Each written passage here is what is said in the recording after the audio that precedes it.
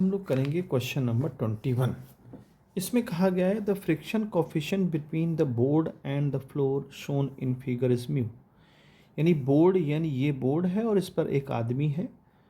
Board और जो ये आपका फ्लोर है, उस फ्लोर के बीच में फ्रिक्शन म्यू है। ठीक है।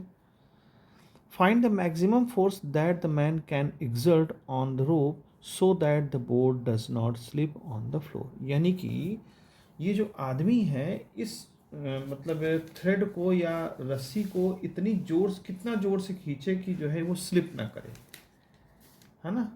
कहने का मतलब ये जो आदमी है, देखिए अब देखिए यहाँ पर अगर हम इसका फ्री बॉडी डायग्राम बनाएं तो ये जो मैन है, इस मैन को हम ऐसे दिखा दें और ये रस्सी को नीचे की तरफ खींच रहा है।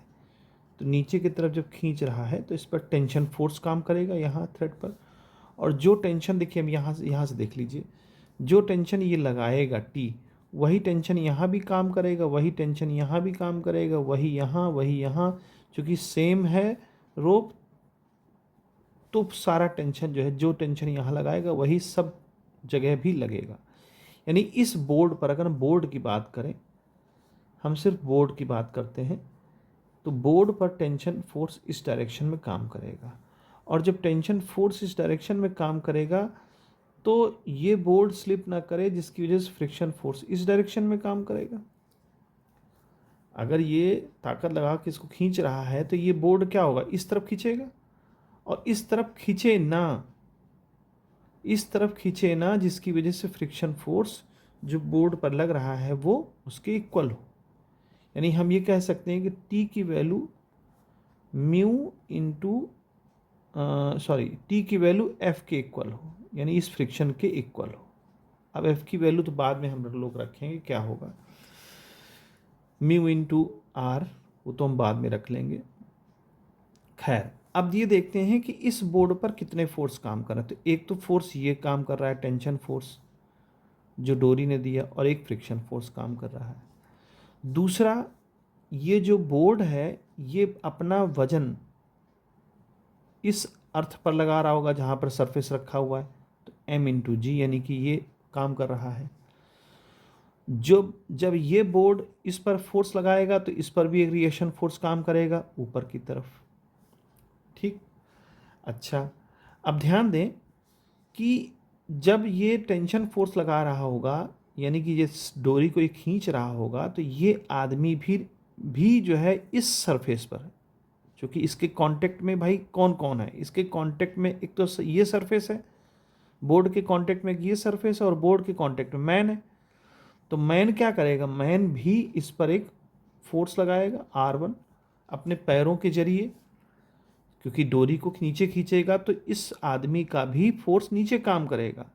इस आदमी का जो ये रिएक्शन फोर्स है, यानी ये भी भाई जब ये खींचेगा इसको, रोप को, तो जब ये रोप्स को खींचेगा तो ये आदमी भी इस पर एक फोर्स लगाएगा, एक रिएक्शन फोर्स लगाएगा। इस टेंशन फोर्स का एक प्रकार का रिएक्शन फोर्स यहाँ काम करेगा R1। जब कोई चीज़ नीचे खींची जाती है तो ज़मीन, तो ये जो बोर्ड है, बोर्ड भी जो है इसके पैरों के सहारे इस पर एक दबाव बनाएगा, तो वो दबाव यानी कि रिएक्शन फोर्स बनाएगा, वो R1 हो जाएगा। तो अब इस बोर्ड पर लगने वाले फोर्स हम देख लें कितने कितने लग रहे हैं। एक तो mg नीचे की तरफ, R1 जो कि उस मैन की वजह से लग रहा है नीचे की तरफ, और ये ऊपर की तरफ। तो हम ये कह सकते हैं बोर्ड पर लगने वाले force R is equal to R1 plus mg। इसको इक्वेशन नंबर 1 मान लें। अब हम देखते हैं कि ये मैन पर कितना फोर्स लग रहा है। देखिए, मैन इस डोरी को खींच रहा है, मैन इस डोरी को खींच रहा है। ठीक है। तो जब मैन इस डोरी को खींच रहा होगा तो इस पर भी काम करेगा फोर्स। तो वो फोर्स कितना काम करेगा, वो टी फोर्स काम कर रहा है। क्योंकि ये इस रोप को नीचे की तरफ खींच रहा है तो रोप भी इसको ऊपर की तरफ खींचेगी। तो मैन पर फोर्स कहाँ काम करेगा, ऊपर की तरफ। क्योंकि ये रस्सी को नीचे खींच रहा है तो रस्सी इसको ऊपर खींचेगी, तो मैन पर फोर्स कहाँ काम करेगा, ऊपर की तरफ। और मैन का वेट कहाँ काम करेगा, नीचे की तरफ।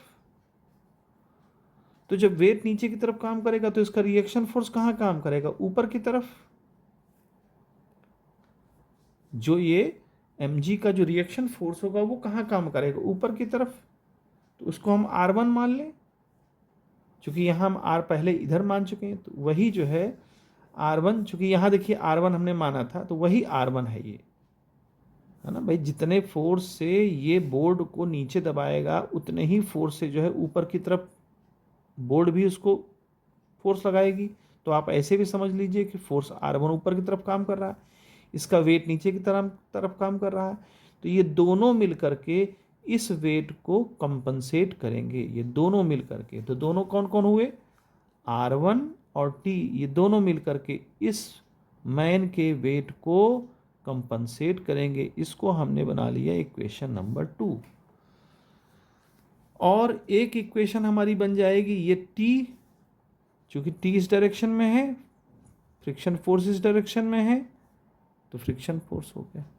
अब फ्रिक्शन फोर्स क्या होता है, म्यू इंटू आर।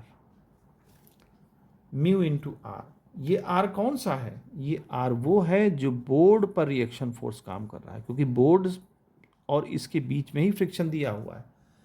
आदमी और बोर्ड के बीच में फ्रिक्शन फोर्स नहीं दिया हमको, मैन और बोर्ड के बीच में फ्रिक्शन फोर्स नहीं दिया, हमें फ्रिक्शन बोर्ड और इसके बीच में देखना है, क्योंकि इसी का सवाल उठ रहा है कि इसमें कितना टेंशन लगे कि ये फ्रिक्शन जो है इसको रोक लेनी, ये स्लाइड ना करे। तो इसी का रिएक्शन फोर्स ऊपर की तरफ काम करेगा। तो म्यू इंटू आर। अब आर हमारा कितना, भाई यही तो हमें निकालना है, यही टी तो निकालना है कि कितनी तेजी से वो एग्जर्ट करे। कह रहे हैं मैन एग्जर्ट ऑन रोप, कितना एग्जर्ट करे कि जो है, तो एग्जर्ट करने वाला फोर्स हमको टी निकालना है। तो टी हो गया हमारा म्यू इंटू आर। तो अब ध्यान दें जरा, T is equal to mu into R. R की वैल्यू क्या है यहाँ, R1, sorry mu into are है ना, तो आर की वैल्यू हम रख दें यहाँ पर, आर की वैल्यू रख दें R1 plus mg, small mg, ठीक है। और R1 की वैल्यू यहाँ से भी रख सकते हैं। तो R1 की वैल्यू हम, चूंकि हमें T निकालना है तो R1 ख़त्म करना पड़ेगा, तो mg माइनस टी हो गया, कैपिटल mg माइनस टी और प्लस mg। तो अब देखें ये वाला माइनस टी इधर चला आएगा, तो ये टी इधर आएगा, तो टी म्यू टी प्लस में हो जाएगा, तो 1 प्लस म्यू हो जाएगा इस तरफ लेफ्ट साइड में आने पर, ये 1। और इधर ही आ जाएगा, जी कॉमन ले लो और म्यू कॉमन ही है, तो m minus m plus m हो गया। अब चूंकि हमें एग्जर्ट फोर्स निकालना है, वही रोप के ऊपर जो ये एग्जर्ट कर रहा है, तो ये हम इसको mu g m plus m और डिवाइड बाई 1 प्लस म्यू, यही एग्जर्शन वाला फोर्स हमको पता करना था, ये हमने पता कर लिया। तो इस तरह से सबसे पहले हमको फोर्स देखने पड़ेंगे। तो एक बार फिर से देख लें, बोर्ड इस अर्थ को, जो भी सरफेस है, इसको दबा रहा है नीचे mg वेट से, और चूंकि वो रोप जो है को खींच रहा है आदमी टी फोर्स से, तो उसका रिएक्शन फोर्स भी जो, अब चूंकि देखिए ये आदमी भी एक फोर्स लगा रहा होगा नीचे की तरफ, तो आदमी फोर्स लगा रहा है R1, उसी का रिएक्शन फोर्स आदमी पे लग रहा है R1। अच्छा, इस टोटल जो बोर्ड है, इस टोटल बोर्ड पर जो रिएक्शन फोर्स ये सरफेस लगा रही होगी वो R लगा रही होगी। तो यहाँ से ऊपर लगने वाला फोर्स R, नीचे लगने वाले 2 फोर्स हो गए, तो ये इक्वेशन बन गई। आदमी पे रोप ऊपर की तरफ फोर्स लगा रहा होगा, जब ये खींच रहा है नीचे की तरफ, ऊपर की तरफ रोप इसको खींच रही है, रिएक्शन फोर्स उसके अपने वेट की वजह से भी कह सकते हैं, या यूं कह सकते हैं कि जो बोर्ड इस पर एक रिएक्शन फोर्स लगा रहा है, जब ये बोर्ड को दबा रहा था तो बोर्ड भी इसको ऊपर की तरफ फेंक रही थी, तो इसका रिएक्शन फोर्स और इसका वेट नीचे की तरफ काम, तो ये दोनों प्लस हो जाएंगे और इसके इक्वल हो जाएगा।